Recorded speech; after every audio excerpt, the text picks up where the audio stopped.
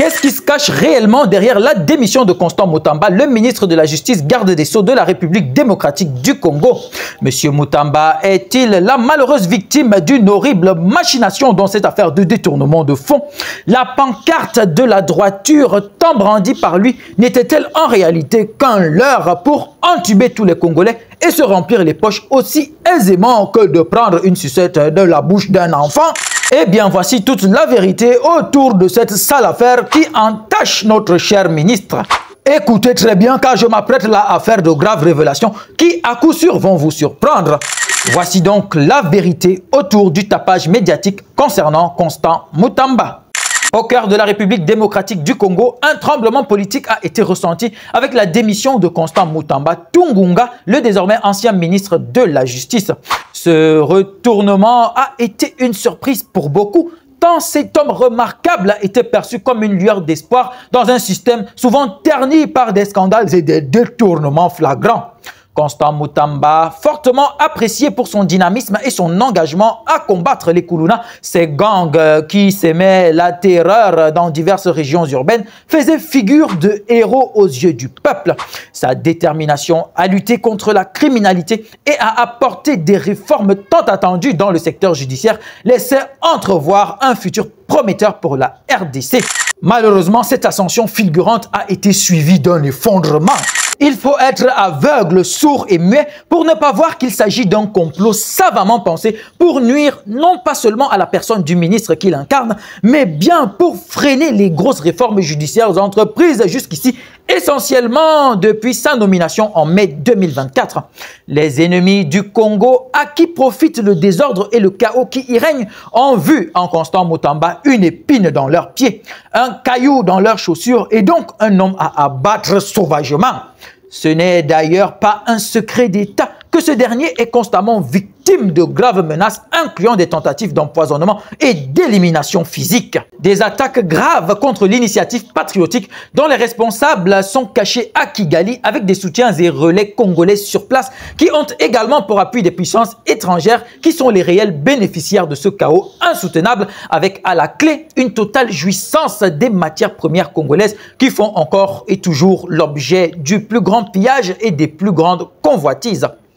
Le vrai problème est même que dans sa position de chef d'État, le président actuel de la RDC joue la carte de la prudence constante et non celle de la rupture totale pour le changement positif. Bousculé par la crise, menacé de se faire éjecter de son fauteuil présidentiel, privé de gros moyens nécessaires au bien-être du peuple qu'il dirige, Félix Tshisekedi semble quelque peu refroidi sur bien des plans malgré les nombreuses réformes économiques et structurelles mises sur pied pour tenter de donner un souffle nouveau au pays.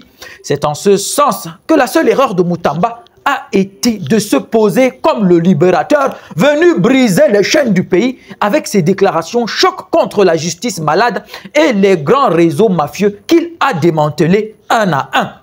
Voir quelqu'un comme lui d'aussi radical dans sa vision patriotique, d'aussi ferme dans ses convictions pour le changement et la restauration de la paix était une chose impensable pour ses adversaires politiques qui se sont jurés de lui faire la peau. La politique étant un monde violent de crocodiles sans pitié, Sieur Mutamba paye aujourd'hui les frais de son fort engagement.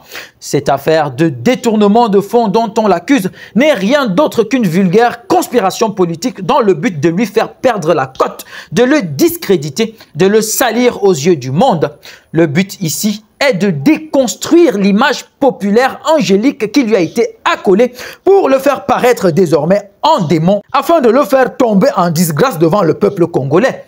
De plus, les accusations de libération irrégulière de détenus condamnés, notamment pour des crimes graves comme le meurtre et le vol à main armée, jettent une ombre supplémentaire sur sa gestion en tant que ministre.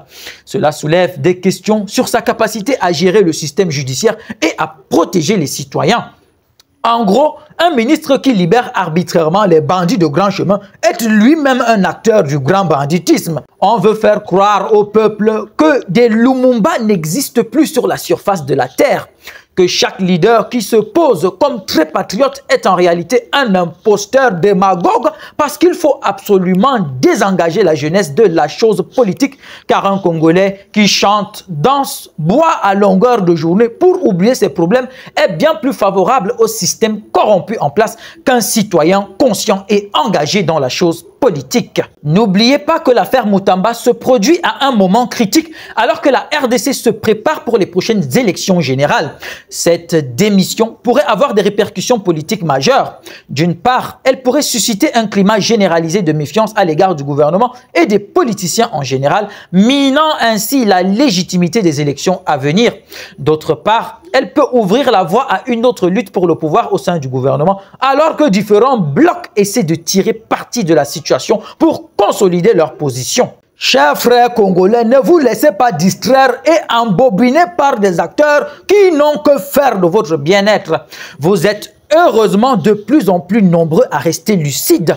Si au grand jamais, par la plus grande des magies, Sieur Mutamba avait songé à détourner cet argent, il ne l'aurait pas du tout pris d'un coup comme ils le prétendent.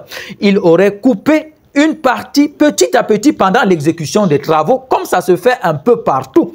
C'est grotesque de venir dire qu'il a enlevé d'un coup comme ça 19 millions de dollars, soit environ 10 milliards de francs CFA pour mettre dans sa poche. Ça, c'est même insulter son intelligence. Mutamba est destiné à diriger la RDC.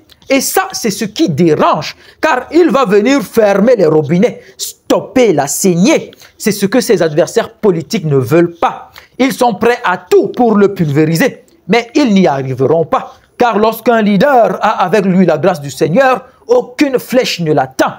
La miséricorde l'accompagne et il atteint son but, la mission qu'il doit remplir.